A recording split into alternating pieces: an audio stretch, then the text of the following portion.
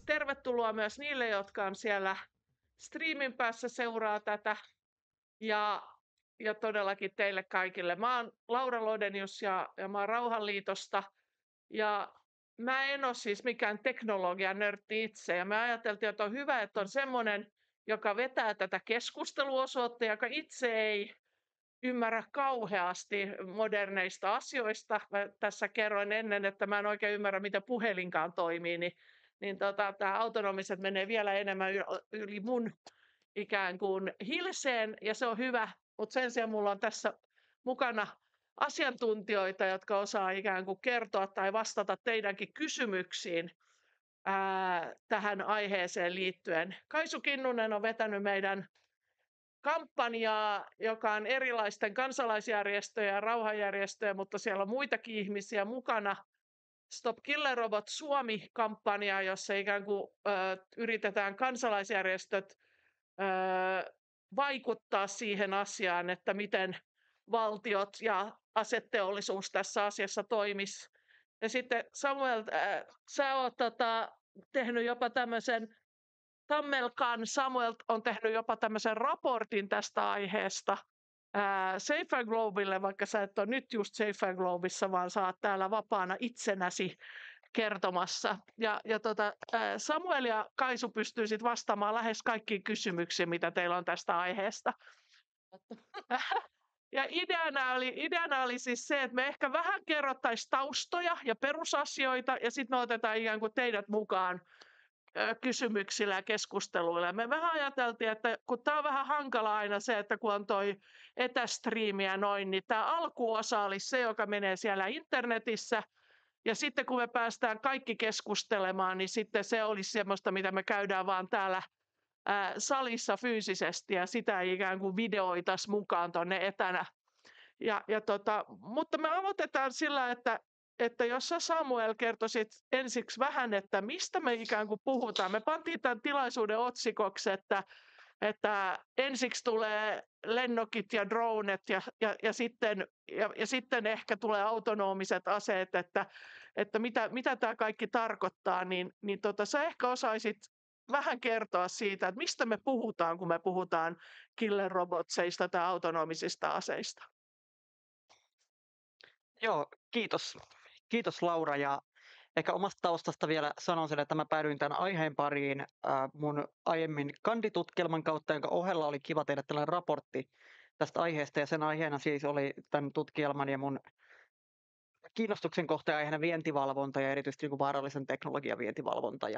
Ja mä puolestani olen vähän nörtti itse ja lähinnä silleen niin kuin kulttuurisesti, ja on ollut kyllä mielenkiintoista jo mun lyhyen 30 vuoden elämän aikana nähdä, että miten tällaiset tieteiselokuvien ja kirjojen asiat on muuttunut yhä enemmän vuosi vuodelta vaan todenmukaisimmiksi tai siis ihan todellisiksi.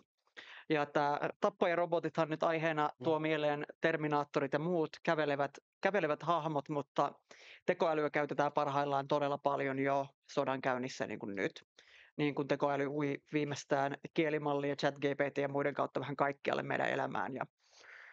Ja no yksinkertaisimmillaan se määritelmä, että jos siinä taustalla on tekoälyä, se tarkoittaa, että siellä on algoritmi, joka oppii olemassa olevasta datasta ja pystyy sen jälkeen improvisoimaan itse sitä käyttäytymistään. Ja tämän nykyajan kehityksen ja erityisesti vaikka sodankäynnissä ja oikeastaan kaikilla aloilla taustalla on se, että meillä on ihan hirveästi dataa olemassa kaikesta. Kirjoitetun tiedon määrä ne on jotain beta-exatavuja, mitä ei niin kuin kukaan pysty käsittämään. Joka pari vuoden välein se kaksinkertaistuu se määrä aina paljon sitä olemassa. Ja samaan aikaan laskentateho, tietokoneet, laitteet on kehittynyt äärettömän nopeasti koko ajan tehokkaammiksi. Ja nyt paraikaa näitä datakeskuksia, mitä on Suomeenkin nousemassa koko ajan, niin rakennetaan lisää ja lisää. Että se on sellainen kiihtyvä kasvu, joka on tässä sitten edistynyt. Ja tiede on ollut olemassa. Tekoäly, Alan Turinghan kehitti näitä teorioita jo 1940-50-luvulla. Ja se on ollut olemassa, mutta vasta nyt on oikeastaan mahdollisuus tehdä totta näistä asioista, mistä tutkijat on jo pitkään puhuneet. Ja jotenkin nämä kaikki kolme asiaa on viimeisen muutaman vuoden aikana yhdistynyt niin voimakkaasti, että se kehitys on aivan mielettömän nopeata. Ja munkin piti vähän päivittää tässä viime vuoden raportin jälkeen, että mitä kaikkea nyt alalla tapahtuu.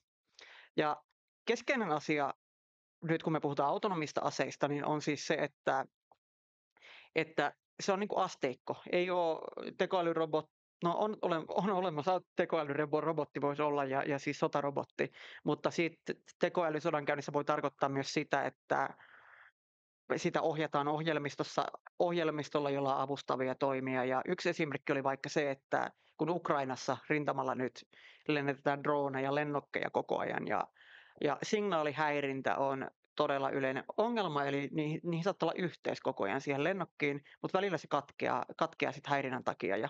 Ja nyt tekoälyä käytetään vaikka siinä, että se pystyy ohjaamaan itseään sen aikaa, kun sillä ei ole yhteyttä siihen komentokeskukseen.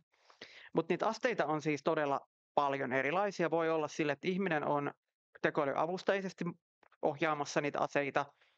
Monesti ne on just ilmatorjuntajärjestelmiä. Lennokit on niitä, mistä me puhutaan nyt todella paljon, droonimuurista ja muusta. Kokeillaan itse lentäviä hävittäjiä, itse lentäviä lentokoneita.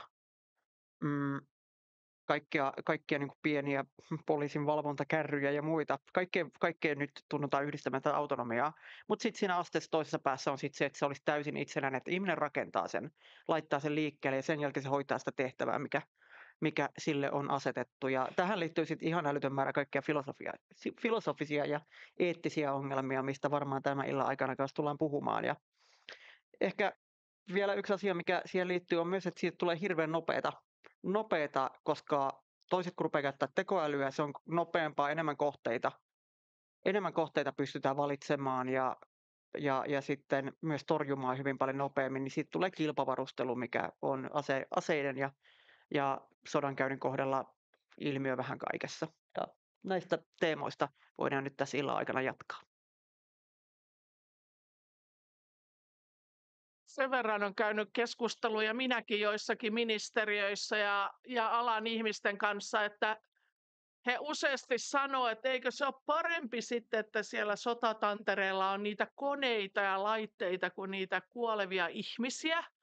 Että eikö se tavallaan, miksi rauhanliike tai järjestöt nyt siitä valittaa, että sehän on parempi, että ne on niin kuin laitteita. Ja sitten se toinen, mitä me kuullaan useasti, on se, että koneet on niin kuin tarkempia, että ne tekee vähemmän virheitä, että ne ikään kuin on parempia valitsemaan niitä kohteita kuin se yliväsynyt sotilas.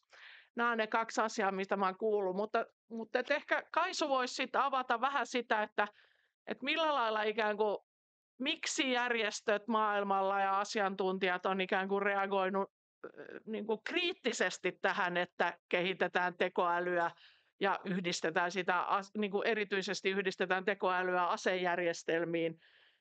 Ja jotain vähän siitä, että mitä tämä ikään kuin kampanja on tehnyt ja pari sanaa siitä, että Suomessakin on tämmöisiä ihmisiä, jotka suhtautuu kriittisesti ja kampanjoi. Laurahan antoi meille tehtävän annoksi, että ei pidetä sellaisia 15 minuutin alustuksia ja sitten kysymys on tällainen, mutta jatkan vaikka ihan mistä Samuel puhui, eli tosiaan kun näitä tekoälyä hyödyntäviä järjestelmiä on jo nyt taistelukäytössä, yhä enemmän kehitetään sodankäyntiin, niin silti me ollaan vielä siinä pisteessä, että ihminen on siellä mukana siellä päätöksenteossa.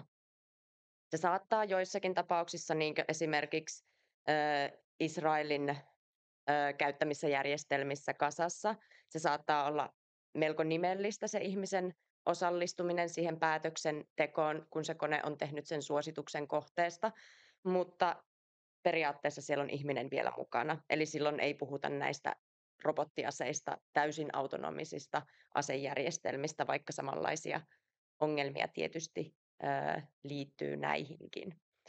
Ja se, mitä Laura toi tuossa esille ja hyvin kuvasi niitä syitä, miksi tämä kilpavarustelu on käynnissä tai käynnistynyt, eli se, että nämä on niin älyttömän tehokkaita, näitä sanotaan näitä järjestelmiä tarkemmiksi, mitä tietysti kone on monissa asioissa ihmissilmää tarkempi. Näitä pystyy uhraamaan mielin määrin. Nämä on niitä syitä, miksi valtiot on lähtenyt investoimaan näiden asejärjestelmien tutkimiseen ja kehittämiseen. Mutta samaan aikaan, jos mietitään sitä, että miten tehokkaita nämä järjestelmät on, niin käytännössä me puhutaan siitä, miten tehokkaita ne on tuhoamaan ja tappamaan. Eli onko tämä se ikään kuin ala ja asia, mitä me halutaan tehostaa. Sitten Laura otti esimerkiksi sen, että eikö se ole hyvä, että pystytään lähettämään robotteja sotilaiden sijaan taistelukentälle, niin ei tarvitse niitä ihmisiä uhrata sinne. Tätä voi ajatella positiivisena asiana, mutta valitettavasti sodat käydään edelleen ja tullaan luultavasti tulevaisuudessakin käymään kaupunkikeskustoissa, asutusten lähellä, niin että ihmiset olisi vaarassa. Ja silloin, jos valtiot ikään kuin ajattelee, että se sodankäynti on edullisempaa, kun ei tarvitse uhrata niitä omia sotilaita, niin silloin siinä käy helposti niin, että se sodankäynnin kynnys madaltuu, ei haluta neuvotella, vaan lähdetään helpommin sotimaan. Ja siinä on tietysti taas sitten omat riskinsä kansainväliselle turvallisuudelle. Ja tässä on nyt muutamia syitä, mitä vuonna muistaakseni 2007-2008 tällainen robotiikan professori kuin Noel Sharkey alkoi huomaamaan, että tällaisia asejärjestelmiä tutkitaan. Valtiot on keksinyt, että sitä sodankäyntiä tehostaa. Aseteollisuus on yleensä ollut hyvin nopea ottamaan uusia teknologioita käyttöönsä, niin hän lähti keräämään asiantuntijoita ympärilleen ja lopulta kun tämä aihe, eli nämä autonomiset asejärjestelmät, niihin liittyvät erilaiset riskit, sai ympärilleen niin paljon porukkaa, niin nähtiin tarpeelliseksi perustaa tällainen Stop Killer Robots-kampanja. 2012, astuiko se sitten 2013 virallisesti ikään kuin voimaan, mutta 2012 perustamiskokous järjestettiin. Ja tämä on tällainen yhden asian aseiden riisuntakampanja, eli mitä minä tässä nyt edustan täällä Suomessa, niin meidän ainoa pointti on se, että me halutaan, että teknologiaa kehitetään ihmisen hyväksi, ihmiskunnan hyväksi, ei sen tuhoamiseen. Eli halutaan, että kielletään ja säädellään sellaisia asejärjestelmiä, jotka vois valita sen kohteen, hyökkäyskohteen ja hyökätä ilman, että ihminen siihen osallistuu. Ja tätä me täällä Suomessa edistetään erilaisin toimin ja tuolla kansainvälisillä areenoilla. Ja mä ehkä päätän yksin puhelun tähän ja kerron myöhemmin vielä vähän lisää meidän toiminnasta, koska muuten mä puhun koko illan. Mä kävin yhdessä seminaarissa, siitä on kyllä joku aikaa, mutta oli kuitenkin aseteollisuuden edustajia ja sitten myös muita yrityksiä, jotka käyttää jo tekoälyä kaikenlaisen. Te olette huomanneet, että mietitään sitä, että miten pystyttäisiin kuljettamaan asioita, lennättämään postia ja tavaroita ja kaikkea muuta. Niin se, mitä sitten yksi näistä keskustelijoista sanoi, että yksi ongelma on se, että kun se kone tai se laite kuitenkin ikään kuin, että se on kuitenkin ihmisen opettamaa, että ei se ole siis jostain avaruudesta saanut sitä, mikä se toimii, vaan joku ihminen tai ihmiset tai sitten kaikella lailla ohjelmoituna, mutta alun perin joku ihminen on ikään kuin opettanut sitä, niin siitä siis seuraa se ikävä puoli, että ne on ikään kuin sit kuitenkin, kun sen ihminen on opettanut, niin ne ei ole ihan neutraaleja. Ja että esimerkiksi ihmiset vahingossa opettaa ne yhtä ennakkoluuloisiksi ja ehkä osittain rasistisiksi kuin mitä se opettaja on. Joten me saadaan ikään kuin ehkä, mitä on pelätty, niin semmoista tekoälyä, joka valikoi uhriksi sitä, mitä se ohjelmoija on ajatellut viholliskuvaa. Ja sitten saattaa myös aika viedä, että viholliskuvahan saattaa muuttua, mutta ehditäänkö me sitten muuttaa sitä sen koneen viholliskuvaa.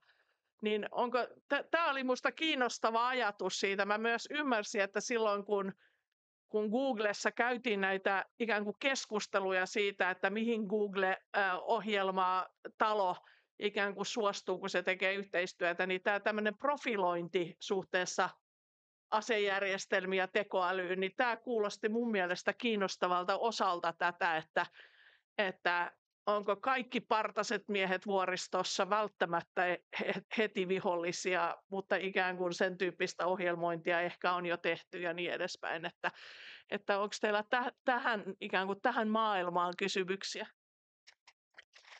Kiitos. Tästä tullaan tosi lähelle sellaista, mikä mua parhaillaan kiinnostaa varmaan eniten tässä aiheessa. Ja silloin kun eka ChatGPT tuli, niin mä olin innostunut kielimalleista siis ilmiönä välittömästi, koska musta se tuntui jotenkin vahvistavan sellaisen vanhan ajatuksen, että sanat luovat todellisuutta ja koko niin kuin kaikilla kirjallisella tiedolla koulutettu systeemi pystyy nykyään aika hyvin ymmärtämään tai ainakin esittämään sitä tai käyttäytymään niin, että sillä olisi ymmärrys siitä, että mitä maailman ilmiöt on ja keskustelemaan hyvin luontevasti. Ja nyt oli vasta uutinen, että Yhdysvaltain sodan johdossa käytetään jo ChatGPT:täkin päätösten tekemiseen. Ja se nyt oli aika huolestuttava, koska näissä siis aiemmin jo oli aika selkeää, että jos tällaista niin kuin hallusinaatio-ongelmaa, eli sitä epävarmuutta, että ne keksii välillä omiaan tai tulkitsee asioita täysin väärin, ei pystytä lopettamaan tai poistamaan, niin siitä täyttä luottamusta ei niin kuin ikinä pysty saamaan. Tärkeä kysymys alkuun on myös siis se, että myös ihminenhän on erehtyväinen. Ihminenkin hallusinoi, jos on riittävän sellaisessa tilassa. Ja tässä puhutaan just, tämähän oli se Lauran sanoma argumentti, että eikö kone olisi parempi ja tarkempi kuin väsynyt tai ihan tavallinen niin kuin siellä istuva ihminen. Ja aika monet uskoo, että näin on. Ja esimerkki, mitä mä olen tässä paperissa käyttänyt, niin on musta ehkä näistä kahdesta Ukrainasta ja sitten Gazasta, niin tämä Gazassa oleva on paljon hirvittävämpi vielä, koska tämä ei varsinaisesti ole niin kuin autonominen järjestelmä, mutta kaiken tiedon pohjalta, mitä teleliikenteestä, sosiaalista mediasta, puheludatasta, demografisesta profiilista on kerätty, niin on pyritty tunnistamaan, tai niin kuin Israel on pyrkinyt tunnistamaan tällä järjestelmällä, ketkä todennäköisesti näistä asukkaista on niin kutsuttuja militantteja. Ja no, kaikki, jotka on käyttänyt Facebookia ja ylipäätään internetissä nykyään, niin tietää, että ne on aika hyviä profiloimaan ne algoritmit. Ne tietää, että kiinnostaako sinua just nyt, haaveiletko matkasta etelään aurinkoon, tai joku oli kerran, jollekin oli tarjottu siis äitiystuotteita ennen kuin hän itse tiesi olevansa raskaana. Ja näin, niin jos siihen laitetaan kysymykseksi, että mitkä tämän henkilön poliittiset sympatiat on, vastustaako hän hallintoa, onko hän radikaali, ja sitten vaikka silleen, että niin kuin 10% todennäköisyys tai niin kuin tarkkuudella, tai että 90%, 95%, 99% tämä on Hamas-taistelija, niin sitten se kone vaan merkkaa sen ja sitten valitsee sijainen ja sitten sinne lähetetään drone hoitamaan homma. Ja tämä on niin kuin jotenkin aivan kauhistuttava ilmiö, että tällainen on mahdollista. Nykyteknologialla se valitettavasti on ja sitä käytetään niin kuin koko ajan. Tämä ei ole itsenäistä. Tässähän on se ihminen sit siellä vahvistamassa sen, että tehdäänkö näin. Mutta siinä vaiheessa, kun siellä komentokeskuksessa istuu se väsynyt, ehkä myös tunteiden vallassa ja äärioikeistohallituslaisten painostama henkilö, joka sai 40 000 nimen listan.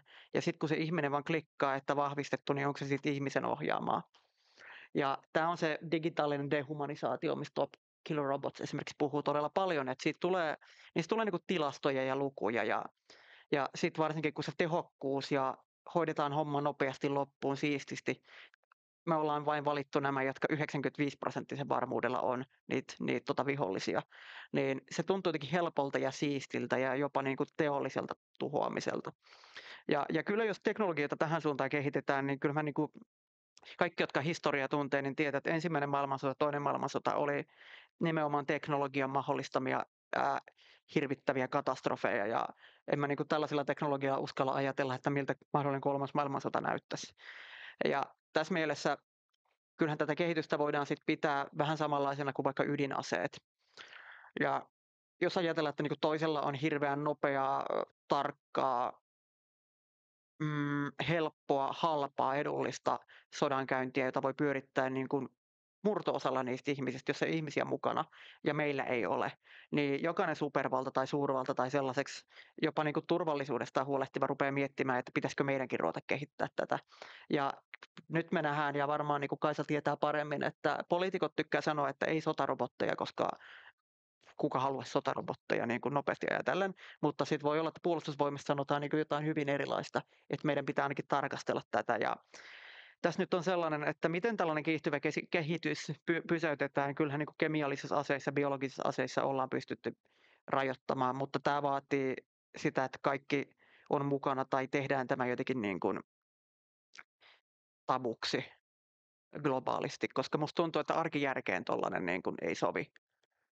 Mutta kyllä tämä kehitys tällä hetkellä huolestuttaa, että lähteekö se aivan käsistä. Nyt kun Yhdysvallat tänä aamuna sanoi, että Trump sanoi, että ne palauttaa ydinkokeet, niin maailman suunta ei ole nyt oikein tähän tällaista rajoittamaan päin.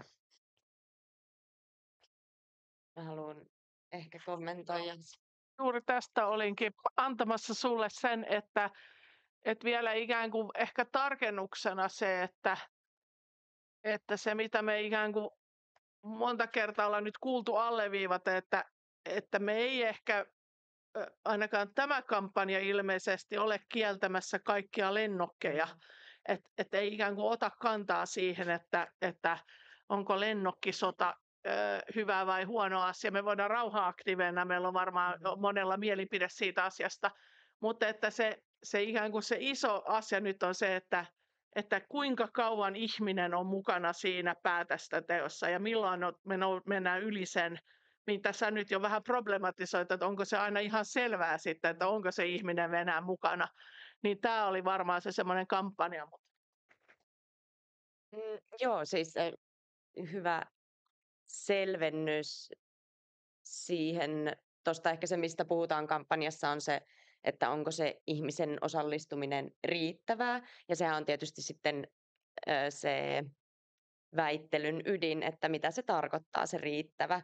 Ja miten itse ajattelen, miten mua fiksummat ihmiset ehkä ajattelee, joilta on tämän poiminut, on se, että kyllä meidän pitäisi ymmärtää, jos me annetaan koneelle, jos me annetaan järjestelmälle lupa valita se hyökkäyskohde ja tehdä se hyökkäyspäätös, eli päättää ihmisen elämästä ja kuolemasta, niin meidän pitäisi ymmärtää, miten se on päätynyt siihen päätökseensä, se järjestelmä. Meidän pitäisi pystyä jäljittämään niitä mekanismeja, millä se järjestelmä on niitä tehnyt, mutta se voi olla hyvin mahdotonta, varsinkin jos se on tällainen koneoppiva tekoälyjärjestelmä, niin päästä siihen ikään kuin, että siellä olisi joku vastuussa. Haluaisin palata tuohon, mitä Laura aikaisemmin puhui ja mihin Samuelkin tarttui siitä näiden autonomisten järjestelmien tai ylipäänsä järjestelmien rasistisuudesta tai siitä, että onko ne objektiivisia tai neutraaleja. Ja Laura taiskin sanoa, että ne on ihan niin neutraaleja kuin niiden tekijäkin, eli se ihminen, joka ei luultavasti ole neutraali. Eli ne lähtee kyllä toistamaan näitä meidän rasistisia rakenteita, ja ne tekee sen älyttömän tehokkaasti. Meillä on esimerkkejä ihan lähihistoriasta. Joku ehkä muistaa, kun Twitteriin aikanaan laitettiin tällainen taibotti, jonka oli tarkoitus olla hyvänmielinen keskusteluapu. Alle 24 tunnissa siitä tuli rasisti, kun se oppi siellä niiden ihmisten keskustelutyylistä ja se otettiin alas. Sitten on tietysti rajumpia esimerkkejä siitä, että miten kasvojen tunnistus voi mennä pieleen ja miten se syrjii esimerkiksi ihonvärin perusteella. Ja niin kuin Samuel tuossa äsken mainitsi siitä nimenomaan siitä datasta, eli niistä tiedoista, joiden perusteella nämä järjestelmät niitä päätöksiään tekee, niin se on tosiaan kaikki se tieto, mitä me ihmiset ollaan tuotettu. Jos puhutaan meistä yksilöinä, niin se voi olla se tieto, mitä me itsestämme laitetaan nettiin, joka on tällä hetkellä näiden isojen digijättien, esimerkiksi Metan, missä Facebook on, tai Googlen armoilla.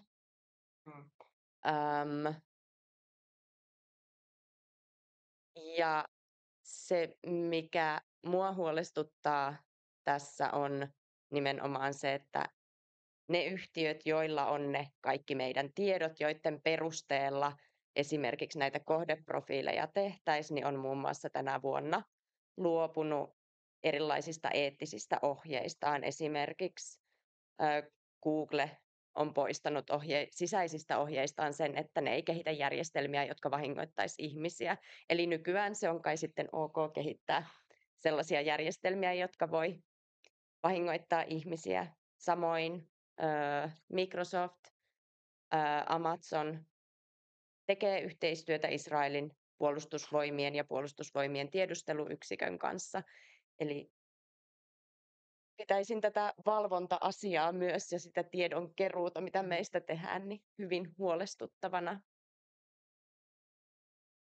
Mutta siis mä vielä haluan tarkentaa, että kun ihmisten mielikuva esimerkiksi mun on semmoisesta niin kuin Arnold Schwarzenegger näköisestä isosta hahmosta, joka ryhtyy robottimaisesti, jos sillä tapahtuu joku sähkövirhe, niin tekemään jotain tappamista tai tappelua, niin me ei puhuta siitä, vaan me puhutaan siitä, että mihinkä tahansa myös vanhaan ikään kuin olemassa olevaan laitteistoon tai koneistoon tai aseisiin, mutta ei niiden aina tarvitse olla aseita, niin kun sä yhdistät ikään kuin sen tekoälyn osaamisen ja se ohjelmoinnin, niin siitä voi ikään kuin tehdä semmoisen. Mutta tämä on semmoinen, jota mä luulen, että aina välillä on vähän vaikea hahmottaa. Että ajatellaan sitten, että niiden täytyy olla jotain valtavan kalliita, hienoja asejärjestelmiä, jossa on tämä, mutta ne voi olla ikään kuin, jos mä nyt olen ymmärtänyt oikein, ikään kuin semmoista aseistusta, mitä mailla jo nyt on, mutta niihin vaan lisätään ikään kuin tämä uusi piirre. Niinkös? Joo, siis käytännössä näin. Ja toi on hyvä esimerkki toi Terminator. Mä itse katoin Terminator-elokuvat vasta sen jälkeen, kun mä olin tehnyt tämän raportin, että mä en halunnut oppia sit liikaa asioita. Mutta nythän siis mikä on näkynyt vaikka siinä, kun puhutaan minkä verran tekoäly korvaa työpaikkoja, on, että robotiikka on ollut tekoälyn kehitystä jäljessä, joka meinaa siis siitä, että on ehkä huomattu, että miten valtava osa meidän aivoista on käytetty siis ihan motorisiin asioihin ja shakkirobotti pystyi voittamaan ihmisen paljon kauan ennen kuin se oppi siirtämään niitä nappuloita tarkasti siinä laudalla. Ja tämä on ehkä rajannut sitä, että meillä ei onneksi vielä tuolla kävele sellaisia Schwarzeneggerin näköisiä robotteja. Mutta esimerkiksi Kiinassa tämä kehitys on tosi pitkällä. Mä en osaa sanoa siitä tarkalleen, että miten meillä päin, mutta on huhuja, että Kiina on esimerkiksi valmistautunut siihen, että mahdollinen Taiwanin pallotus tehtäisiin kokonaan niin kuin autonomisilla aseilla. Mutta kaikkeen voi yhdistää tekoälyä ja tällä hetkellä kaikkeen yhdistetään tekoälyä ja katsotaan vasta sen jälkeen, toimiko se vai ei. Niin kyllä tällaisia niin kuin virheitä voi tapahtua valtavasti ja tuo oli hyvä esimerkki Twitteristä nyt. ChatGPT:hän on uutisoitu, että ihmiset on mennyt jopa psykoottiseen tilaan siinä, että sillä on tapana oppia niin paljon siitä ihmisestä, joka sitä käyttää, että se rupeaa vahvistamaan sen ajatuksia ja luuloja. Ja jos ton tyyppisiä malleja käytetään sodankäynnin päätöksissä, niin mikä voisi mennä vikaan? Mulla oli tässä yksi ajatus, mä yritän miettiä, mutta sellainen ohjelmahan oli kuin Slaughterbots, mikä taisi tulla jo 9 vuotta sitten lyhyt elokuva, jossa oli just otettu tällainen esimerkki, että 6 000 opiskelijaa joutui tappavan drone-iskun kohteeksi. Se valikoi vain niin kuin jonkun mielestä radikaaleja poliittisesti aktiivisia. Ja on jotenkin kauhea nähdä, että 9 vuotta sen jälkeen se on niin kuin täsmälleen, toi kehitys on edennyt tällä lailla. Ja niin, tuohon Yhdysvaltoihin liittyen, että huolestuttavaa just mun siviiliammatissa, mä olen siis eurooppalaisen Suomen toimistolla töissä asiantuntijana ja meillä niin kuin todella keskeinen aihe on tällä hetkellä Euroopan teknologinen itsenäisyys, mikä on kriittinen just sen takia, että Yhdysvalloissahan sijaitsee suuri osa meidän datasta ja nykyhallinnossa, nyt kun Kaisu sanoi siitä, että näitä eettisiä periaatteita on purettu, niin J.D. Vancein esimerkiksi varapresidentin tärkeimpiä rahoittajia on Palantir tekoälyaseyhtiön omistaja Peter Thiel. Ja kyllähän niin kuin tällainen kaikki esteet tekoälyn kehitykseltä ja sotakäytöltä pitää poistaa ajatus on Yhdysvalloissa todella isosti vallassa. Ja samaan aikaan valitettavasti se hallinto on menossa niin kauas demokratia- ja vapaan yhteiskunnan periaatteista, että mä olen todella huolissani siitä, mihin vaikkapa Yhdysvaltain kokoinen tiedustelukoneisto ja sotakoneisto pahimmillaan voi niin kuin sitä dataa käyttää. Et mitä seuraavat vuodet on, niin saa nähdä. Mä luulen, että me lopetellaan pikkuhiljaa se osuus, missä me puhutaan, ja sitten me otetaan kysymyksiä ja kommentteja tästä koko salista. Mutta mä ajattelin tähän loppupuoleen, me voitaisiin kuitenkin vähän puhua Suomesta ja siitä, että mäkin olen ymmärtänyt, että aina jos tästä asiasta kysyy joltain päättäjältä, niin kaikki sanoo kauhistuneena, että totta kai ihmisen pitää päättää, että totta kai Suomi on sitä mieltä, että missään tapauksessa ei hyväksytä semmoista ikään kuin kehitystä ja halutaan kieltää se, että kone olisi täysin autonominen. Mutta sitten ilmeisesti kuitenkin on vähän semmoinen ajatus, että siihen tulee semmoinen pieni mutta. Ennen se oli hiljainen se mutta ja nyt se on paljon vielä kuuluvampi. Mutta jos se kuitenkin sitten hyödyttäisi meitä, että meillä olisi ihan vähän sitä teknologiaa, niin miten tämä sun mielestä, Kaisu, menee tässä, kun säkin olet käynyt näitä dialogeja yhdessä erilaisten toimijoiden kanssa? No tässä on itse asiassa sellainen jännä, mihin unohdin Samuelille aikaisemmin, kun esitit ehkä kysymyksen tai siitä, että miten vaikka puolustusvoimat versus poliitikot suhtautuu asiaan, niin jännittävä aseiden riisuntakampanjan edustajana on huomata se, että siellä sotilaspuolella saattaa olla joskus jopa enemmän vastustusta sille, että lähdettäisiin autonomisoimaan kaikkea. Eli siellä halutaan jollakin tapaa pitää kiinni hierarkioista ja niistä komentoketjuista ja siitä, että siellä on se ihminen tekemässä sen lopullisen päätöksen. Se, missä me mun nähdäkseni, vaikka meillä on nyt sellainen ehkä rauhantyön kannalta, aseiden riisuntatyön kannalta tämänhetkinen hallitus, joka ei ole niin myötämielinen sen säätelyn edistämiseen, niin sen aikaa, kun mä oon ollut mukana kampanjassa ja ymmärtääkseni reilu vuosikymmen tätä asiaa, kun on käsitelty, niin Suomen kannat ei ole ihan hirveästi muuttunut. Täällä ikään kuin halutaan säätelyä, mutta sitten halutaan pitää kiinni siitä, että me voitaisiin kuitenkin kehittää niitä asejärjestelmiä, että me ei jäätäisi jälkeen, jos joku muu niitä kehittää. Ja varmaan sama, mikä tulee esille monessa muussakin aseiden riisunta-aiheessa, esimerkiksi miinoissa, on se, että Suomi olisi se vastuullinen asekehittäjä, eli sen takia ei haluta rajoittaa sitä itseltämme. Suomessa puolustusselonteon mukaan tutkitaan ja kehitetään autonomisia asejärjestelmiä.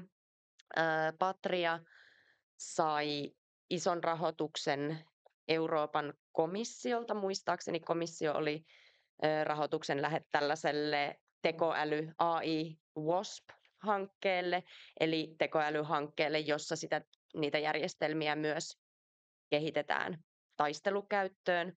Tämä on sellainen uusi asia, josta ei ole vielä sen enempää tietoa kuulunut. Eli mä luulen, että meillä Suomessakin sitä kehittämistä tutkitaan. Se, mitkä kyvykkyydet meillä on siellä tekoälyn puolella ja sen teknologian puolella, siitä mä en ole niin varma, mutta näkisin, että täällä Suomessa ei välttämättä olla niin halukkaita säätelemään kansainvälisellä sopimuksella, joka oikeasti sitoisi sitten valtioita ja jonka pitäisi sitoa myös niitä yrityksiä, jotka nyt toimii aika vapaalla pelikentällä, mutta koitan jossain vaiheessa iltaa sanoa myös jotain positiivista ja toivoa herättävää.